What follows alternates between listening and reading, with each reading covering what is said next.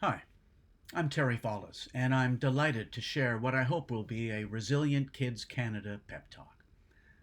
I'm a writer, and I want to tell you about my first novel's strange journey, and I was along for the ride.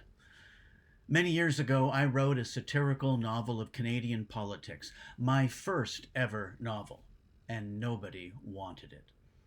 I sent it around to dozens and dozens of literary agents and publishers, both here in Canada and in the United States. And then I sat back and in my wildest dreams, I waited to hear the good news from at least one of them that they wanted my novel. I waited and I waited. I diligently followed up and waited some more. And after an entire year had passed, I hadn't made a big enough impression on the traditional publishing establishment to generate an automated rejection letter. I heard nothing, a deafening silence. So I decided to self-publish my novel and try to build an audience for it on my own. I started by podcasting the entire novel, chapter by chapter, like an audiobook, and giving it away for free, just to see if people liked the story. Well, much to my shock, turns out they did. Thousands of listeners from all over the world heard the podcast, and many of them took the time to email me telling me how much they liked the story. That was so gratifying and made me feel like maybe, just maybe, I was on the right track. So I went ahead and self-published the novel. I had a book launch. I managed to get the book into a few bookstores. Then, just on a lark, with the only 10 copies of the book I had, I entered it for the Stephen Leacock Medal for Humor, one of our oldest literary awards in this country.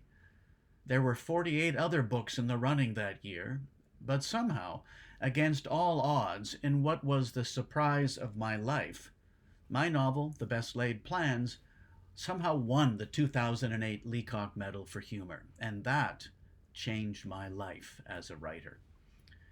Within a week of being shortlisted for the Leacock Medal, I finally landed a literary agent, and within a week of winning, we signed with McClelland and Stewart, Penguin Random House, and they republished the novel and released it across Canada. The miracles continued. That novel went on to win CBC Canada Reads, it became a 6-part television miniseries, and it became a stage musical debuting in Vancouver. It is truly the novel that keeps on giving. Now, 15 years later, I've written 8 novels for McClelland and Stewart, all of them somehow bestsellers, and my 9th will be in bookstores this coming August 2023.